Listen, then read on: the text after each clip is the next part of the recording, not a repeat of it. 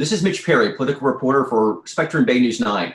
I want to thank and welcome the viewers tuning into the Tampa Bay Chamber's 2020 Virtual Candidate Forum Series. The Chamber focuses on policy, not politics, and while they don't endorse, the Chamber wants to make sure its members in the business community are informed on where candidates stand on issues that are important to business.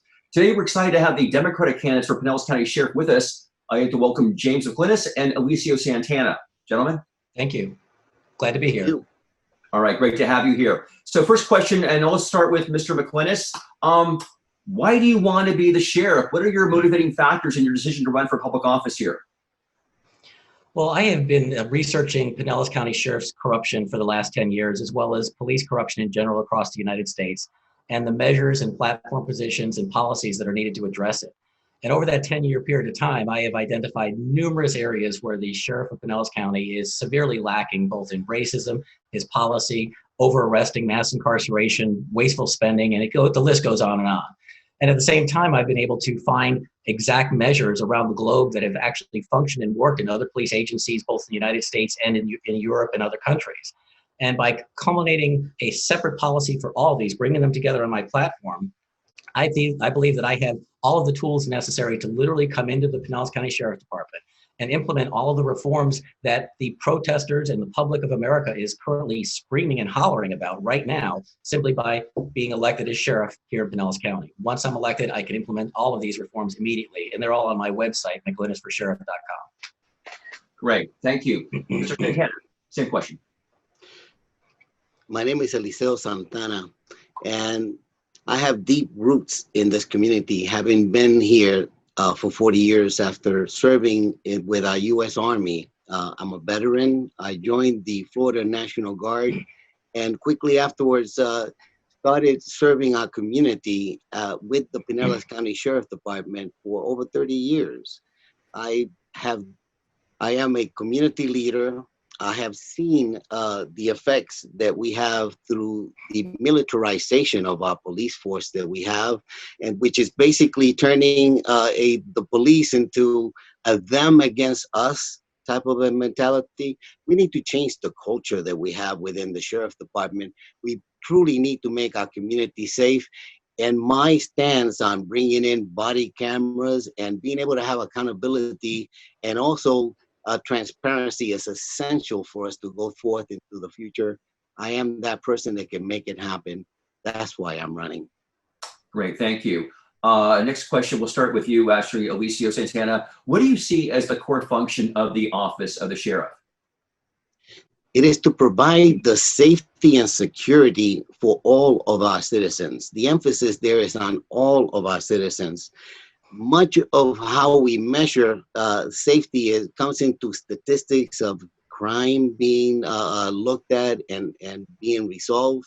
And we too often use the power of the law enforcement to be the first responders, to be the ones that go out. And the majority of the time that we get called, this has nothing to do with the law, with being able to fight a crime. It has to do with mental illness, homelessness, drug use, things that are not a crime and should not be approached as a crime.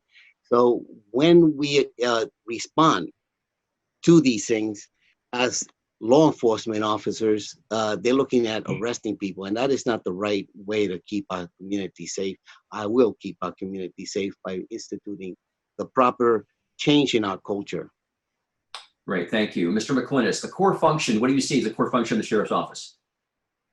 Well, the core function of the sheriff's office is actually dictated by the Florida Constitution. And in the Florida Constitution, basically the sheriff's mandate is very simple. It's to keep the peace. There are literally no mandates within the Florida Constitution for law enforcement at all. It's something that the Sheriff's Department just decided to do around 1960. And what we have here is we have a situation where we've got a sheriff that swears an oath to be the sheriff, and that oath says that he will defend and protect the Constitution of the United States and the government of the United States and the state of Florida. So basically, he's not swearing an oath to help or protect or do anything for the people. He's basically just acting as the bodyguard for the government. And we've all watched Sheriff Altieri routinely violate the Constitution, when it be for arresting people that are committing constitutionally protected activities like protesting versus calling the judge and revoking their bond versus arresting people that have no reason to be arrested in the first place. These constitutional violations have taken place across his spectrum of 9 years. So basically, if we throw out his oath to honor and defend the Constitution, all we have left is him being a bodyguard for the government. And that's why currently 80% of the crimes that are reported to Sheriff Galtieri literally go unsolved. He is massively forgetting that his job is to keep the peace here.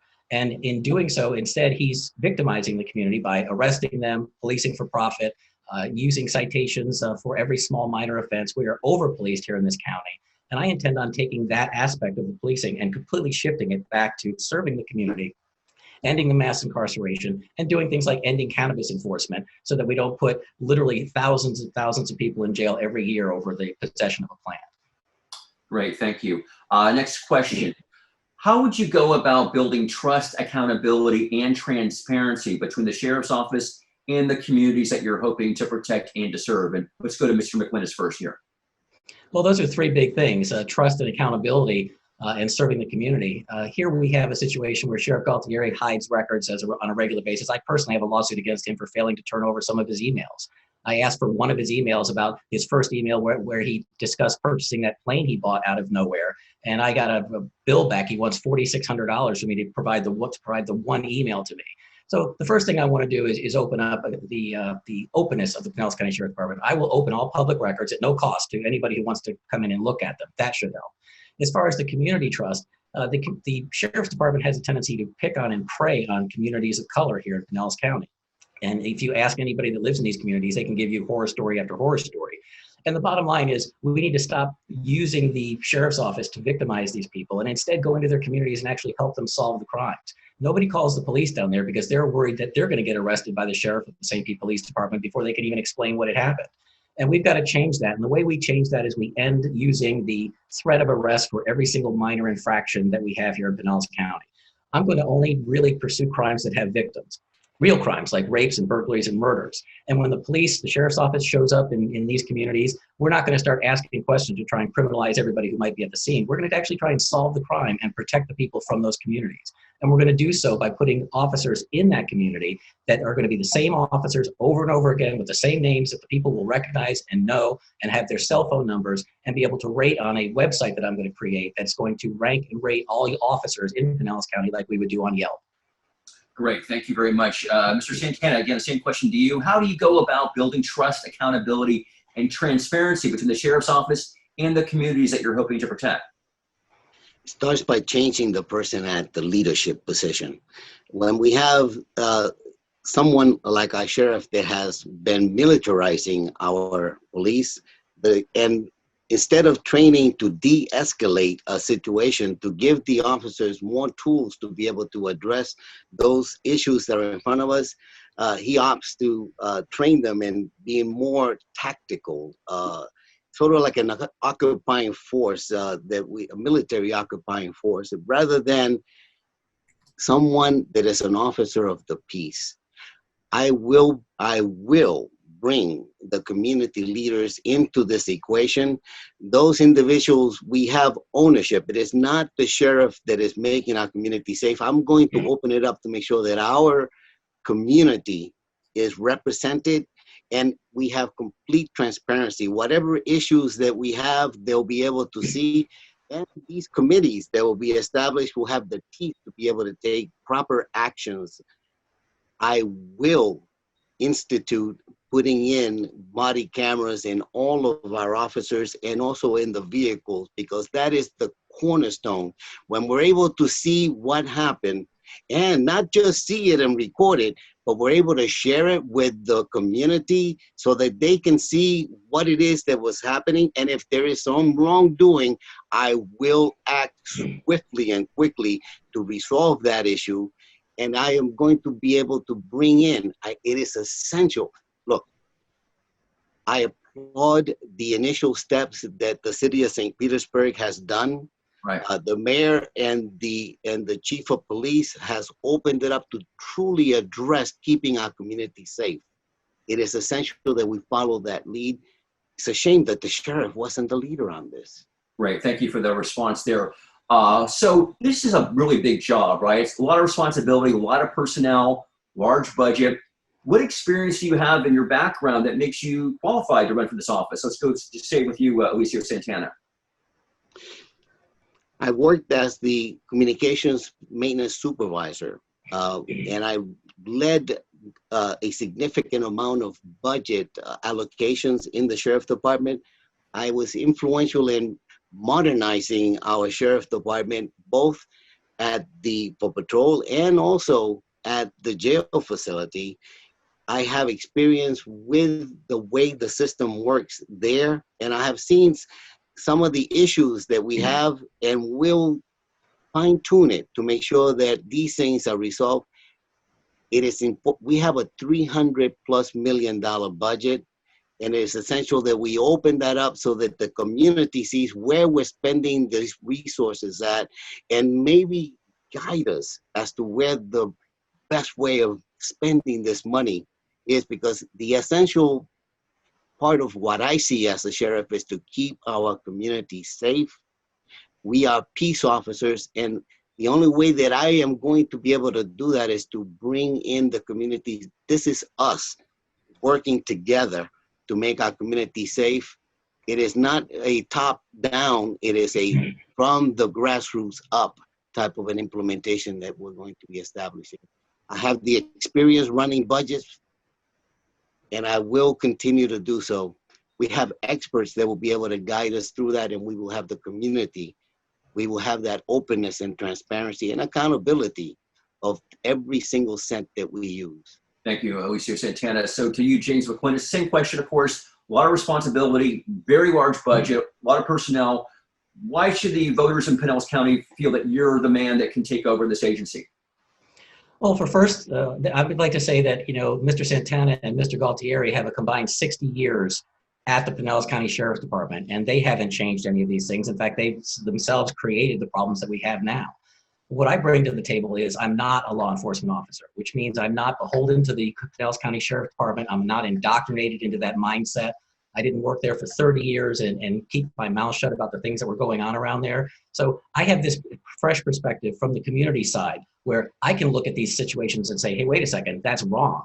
And my police indoctrination is not going to tell me to just shut up and turn around and not worry about it. Mr. Santana thinks that the St. Pete Police and Mayor Kreisman have done all these wonderful new things, but I've reviewed their reforms, and they're nothing more than token measures that really are not going to implement any massive change here in Pinellas County. I think it's just enough to give people what they think they need to give them to keep them quiet. And I'm not the kind of person to keep quiet. We're going to have a huge restructuring of the Pinellas County Sheriff's Department from the top to the bottom. Mr. Santana talks about ending militarization, but I intend on actually literally ending the militarization of the Pinellas County Sheriff's Department by removing the names of sergeants and lieutenants and colonels and stripes and badges that permeate the situation that causes these people to think that they're in the military. So instead of having a sergeant, we're going to have a supervisor. Instead of having a lieutenant, we're going to have a manager. And we're going to remove ourselves from the entire military mindset, including the military equipment. So we have a situation here where you have somebody from outside the industry who is going to come in and make these changes because the people that are in the industry have been there for the last 100 years and have caused this problem. And Einstein says that no problem can be solved from within the same consciousness that created it. And Sheriff Galtieri and Mr. Santana are that same consciousness that created the problem that we have here today. Great, thank you very much. So we've got, of course, this pandemic. The coronavirus is with us right now. It's going to be with us for a while. There's an economic fallout from that we haven't really felt yet. That's going to affect all public agencies, including the Sheriff's Department. Saying with you, Mr. McLynas, what will your decision-making be on what stays in the budget, what gets cut? Well, that's easy. Just by simply ending cannabis enforcement here in Pinellas County, according to Sheriff Galtieri, cannabis enforcement represented, and he said, quote unquote, a third of his business here in Pinellas County. And if you take the third of his business and you multiply that by the third of his budget, that's about $100 million that we waste here every single year in Pinellas County. Sheriff Galtieri has wasted $2.3 billion of taxpayer money on only his budget alone since he's been in office. And to me, there's plenty enough money in the sheriff's budget, even if you take $100,000 and, like I'm going to do, and reallocate it towards programs like drug treatment at the sheriff's office, like bringing in citizens that are trained in dealing with these calls, like revamping the 911 system so that when the 911 call comes in, it doesn't automatically go to the armed officer. Instead, it'll go to a mental illness professional or a drug professional. So there's a lot of work that can be done here. But with the COVID-19, the most important thing is we need to understand that we have enough money in the budget and we don't need as much money as we have. And I'll be able to judiciously use that money to better serve the community. Great. Over to you, Eliseo Santana. Same question. We've got this coronavirus that doesn't seem to be going away anytime soon. This is going to adversely affect budgets all over the place in terms of local government, state government. You're going to probably, if you're elected, you're going to have to make some hard decisions in terms of what to keep in the budget, what to cut. What would your priorities be there? At this point, I will tell you that the current administration is over policing. They're arresting people that should not be arrested. They're putting people in jail that do not need to be there. They're not a threat to others, and that needs to be a cultural change that happens. I will not arrest somebody unless they are a threat to somebody else. That when we address mental illness by arresting people instead of properly sending the resources they need to be able to address that problem, when we address the issues of having homelessness and drug use by putting people in jail, the end result is, right now, at our county jail, we have a medical wing at our facility. We have over 3,000 overnight guests. That's what they call them, people that have been arrested and put in there. And out of that 3,000, we have a medical wing when we arrest somebody and take them to jail, we put them in, we spend a lot of millions of dollars to take care of them while they're there, and in the process of them being in jail, we're not doing a good job of that.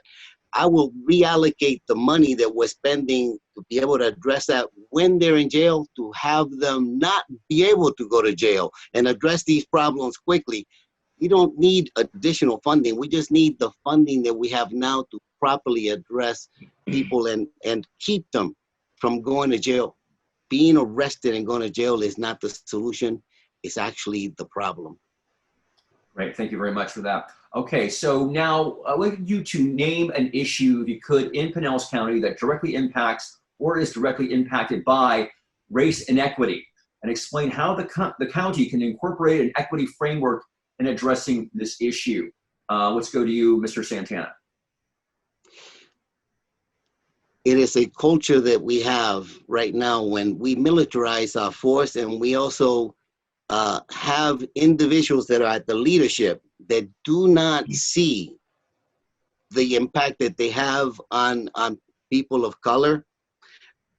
We have 32 senior administrators, commanders, captains, lieutenants, 32 individuals that run the sheriff's department. Out of that 32, there's only one individual that identifies themselves as a person of color. Right there at the very top, we have an issue that they don't see it. If you don't see a problem, you're not going to be able to resolve it. We immediately need to make sure that all of our senior staffs reflect the community and stop this systemic racism that we have in this institution. I will change that and make our institution more reflective of our community, and the decisions that we make will be better for everybody. Great, thanks very much. So to you, Mr. McLynas, same question. Can you name an issue in the county that directly impacts or is directly impacted by race inequity, and explain how the county can incorporate an equity framework in addressing this issue?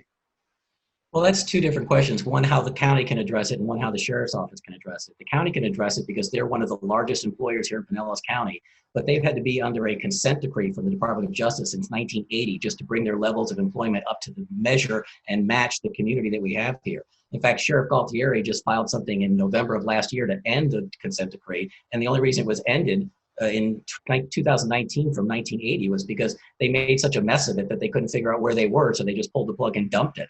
But like Mr. Santana pointed out, he was supposed to integrate his command staff, and we see how that worked out. He didn't do any of that. So then when we come back to the sheriff's office itself, how do we address the community by just what we do here at the sheriff's office? That's simple. And the way we do that, in my opinion, is partially we end the cannabis enforcement, but we also end pretextual stops, where people are pulled over because of what they look like, because of where they are, because of how late they are driving around, because of the kind of car that they have. And the next thing the officer wants to do is inspect the car. Do you have anything in his car I need to know about? And search the car, and then criminalize them over small amounts of personal use drugs, drug paraphernalia, or cannabis. So I'm going to be ending all of those types of arrests here in Pinellas County. I'm going to be getting rid of the drug sniffing dogs, which are wrong half the time. I'm going to be getting rid of the whole concept that we need to pull people over and figure out a way to arrest them as soon as we contact them, because the racial bias from within the sheriff's department makes sure that those people are arrested 6 times higher than the rates of white people in Pinellas County. Sheriff Galtieri has been told that. He's been questioned about that. He was questioned about that in the 2016 election. He said, oh, well, if that's the case, I'm going to have to look into it. He was just asked again a couple of weeks ago, and he gave the same answer. I'm going to have to look into it. Well, Sheriff Galtieri, you've had 9 years to look into it. It's time for you to step aside and let somebody like me, James McLynas for sheriff, come in and actually do something about it. Okay, let's talk about accountability. I know you guys mentioned it earlier a little bit. Specifically here, the Clearwater branch of the NAACP recently came out and said they support a citizens review board on all Bay Area sheriffs and police departments that currently don't have one, which includes the Pinellas County Sheriff's Department. Mr. McLynas, do you support that? Why or why not? My experience in looking into and researching community police accountability boards is that they're put together and it all looks good on paper and sounds good, but they're never given any teeth. They're never given any authority. And the police just, basically ignore them, don't give them the documentation they need, and they don't have any teeth to actually make any changes. They can offer recommendations, which most police agencies then just turn around and ignore. As sheriff of Pinellas County, I think that with my use of force reforms, the way that I'm going to restructure the union contract so it removes all of the protections that bad officers have, the way that I'm going to actually investigate officers to prove what they did wrong rather than to try and prove them innocent. All of these things will go towards me helping to incorporate a society where our sheriff's department is doing things in a way that is better for the community, that doesn't criminalize the community, and helps alleviate a lot of these problems. Mr. Santana, the same question to you. A citizens review board for the sheriff's department in Pinellas County. It is essential.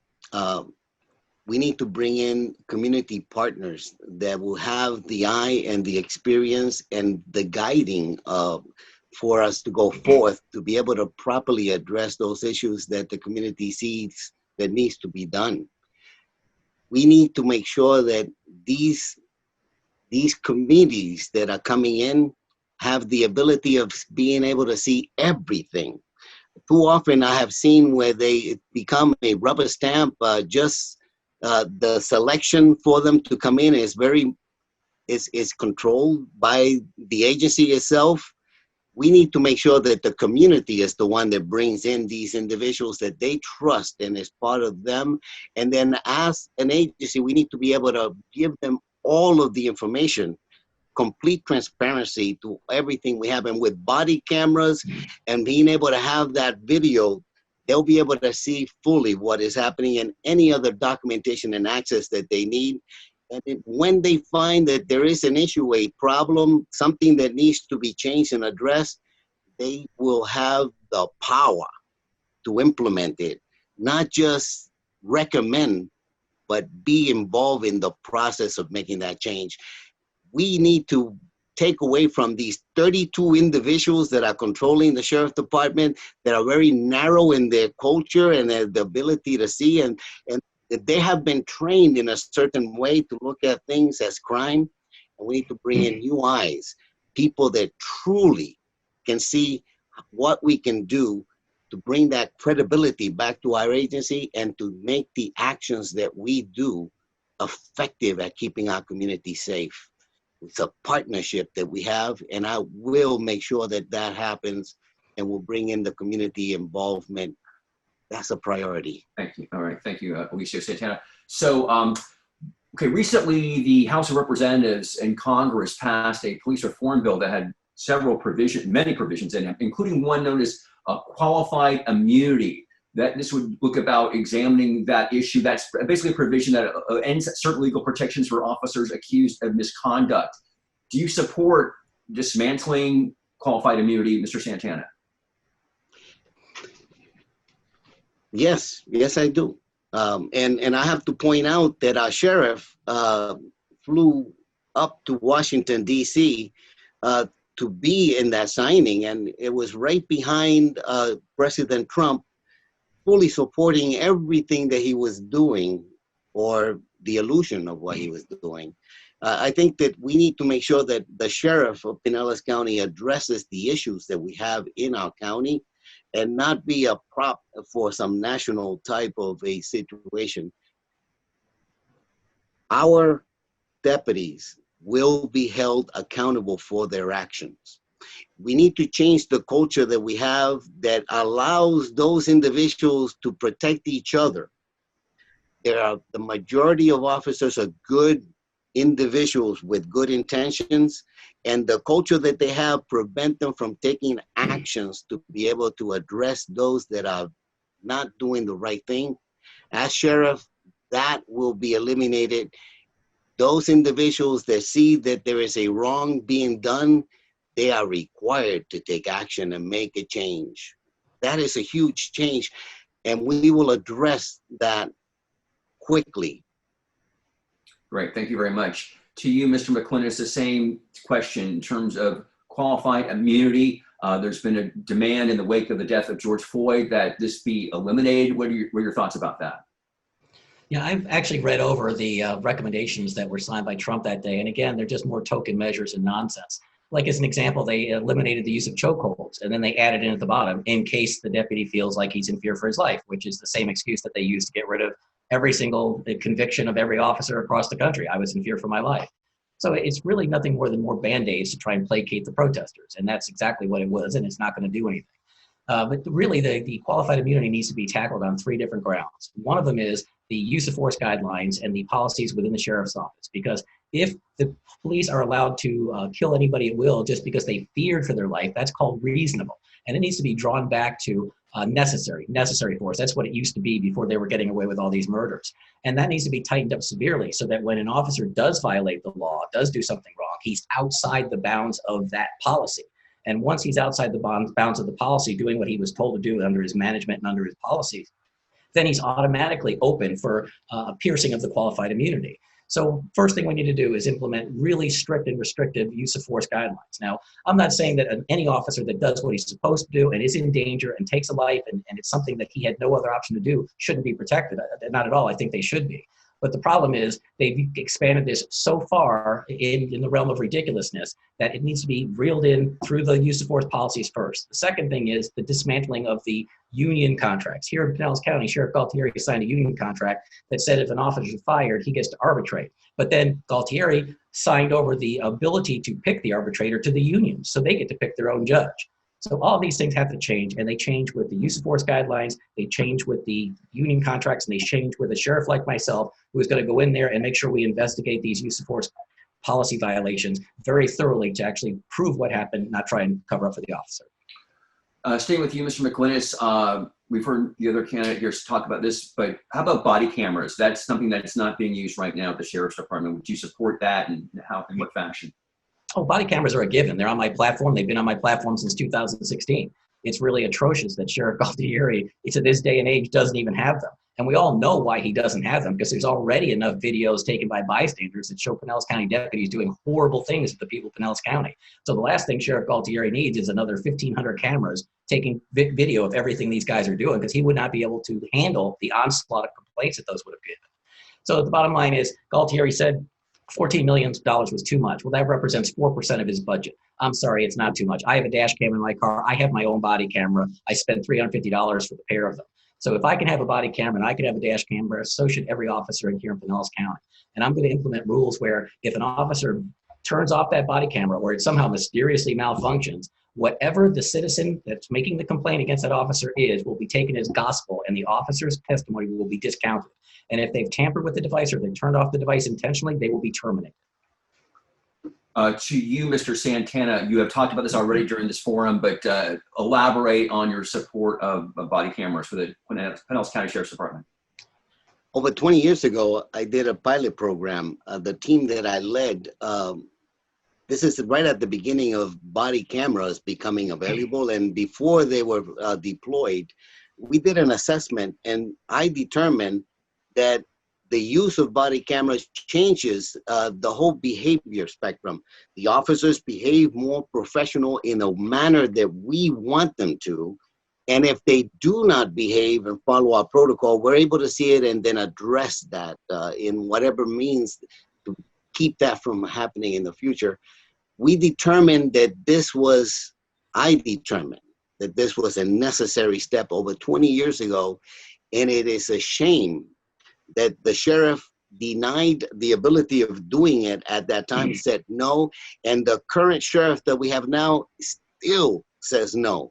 How can we have accountability? How can we have a cultural change and make sure that we address those things that are not being done properly unless we have the ability of seeing it and making sure that our community are able to see it? Transparency and accountability comes hand in hand with the body camera and also the vehicular camera that we're going to be applied whenever an officer goes into the field. Great, thank you. So we've touched on a lot of different issues here so far today. Before we wrap up, is there any priority that you have that we have not discussed, but that will be a focus issue for you during your campaign, and if you're actually elected? Staying with you, Eliseo Santana. We need to address the issue of when an individual, a citizen, dials 911 and calls in asking for assistance. At that point, we need to be able to have the right process of separating whether there is a threat that requires a deputy, an armed individual to go in there trained in being able to enforce the laws, or whether it's best suited to have a social worker, some kind of clinical response, something different that will then not allow us to escalate the situation that will require someone to be arrested. When we send a deputy that is not properly trained in handling interactions with others or dealing with mental illness, we have a situation in which they're only able to have one tool, and that is to arrest when they see a crime being committed. And if the person resists that arrest, then the only tools that they have available is to escalate it, to use greater force to get in control. I will institute the training to be able to give them other options and to de-escalate a situation. But even before that, we need to make sure that the right professional goes to address the issue, and a deputy right now is not that individual for the majority of these calls that are coming up. We need to give them the time. By reallocating this resource and putting the right people in there, we make our community safer, and we are better for it. Great, thank you very much. To you, Mr. James McLynas, yeah, before we wrap up, what's a priority, or maybe there's another couple that we haven't gotten to that we heard yet from you in this hour that you'd like to talk about? Well, I think that what I'd like to talk about this last segment here is the fact that I think we're at a critical time here in America, and it's also an exciting time, even though there's turmoil. We're at the precipice of literally changing the way America views everything, especially the police industry, and it's something that is being clamored all over the world about. Our entire American police industry is the focus of worldwide protest, and there's a valid reason for that. And I think that the reason that we're in that situation is because we have been scammed by the political system and scammed by the sheriff's office through something I call chain of command inbreeding, which means that the sheriff's office grooms their own candidates. They work at the sheriff's office for 20 or 30 years. And then the sheriff's office puts these people forward and says, basically, this is the only person that you can vote for, someone who's been indoctrinated at the sheriff's office for his entire career. Whereas they don't understand that the sheriff's office is an elected constitutional position, and they have the right to vote for and elect anybody they want to fill that position, just like a mayor.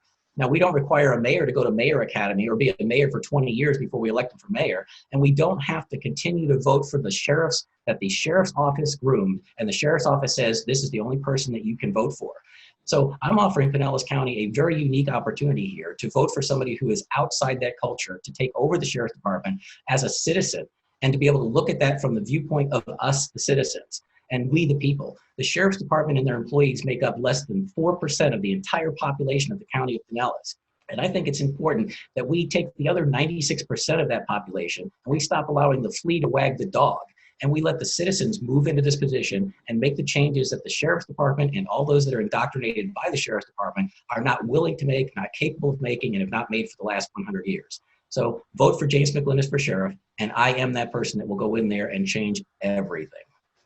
Great. And to you, Mr. Santana, the same thing. Oh, I'm sorry. Did I ask that question of you already? I'm sorry. So let's stay with you, Mr. McLynas. Last question here.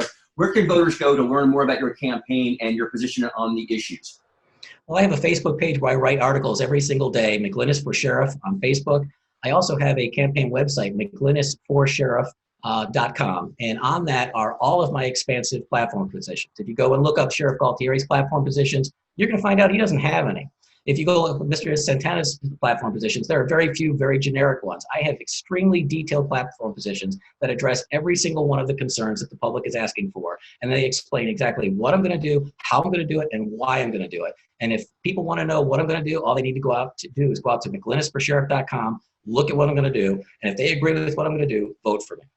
Thank you, Mr. McLynas. To you, Eliseo Santana. So where can voters know more about what you're about in terms of your candidacy here for the Sheriff's Department? I have a brand new website that just came online this week, and is SantanaForSheriff.com. Santana 4. The 4 is the FOR, SantanaForSheriff.com. You can go there, and it is being updated as we go. This is a brand new website. Look at it, and you can volunteer if you want to make changes in our community. Go there and volunteer. It is essential that we change the culture that we have, and that starts at the very top. We need to have somebody that is part of our community, that's been here for a long time, and be able to address the issues knowledgeably and make the changes necessary to make our community safer. So go to SantanaForSheriff.com and volunteer. Come on in. Well, I welcome everybody into this equation. It is us making a change. All right. So on behalf of the Chamber's 1,400 members and board of directors, thanks for joining us today and for your willingness to serve in an elective office. And that concludes our candidate interview.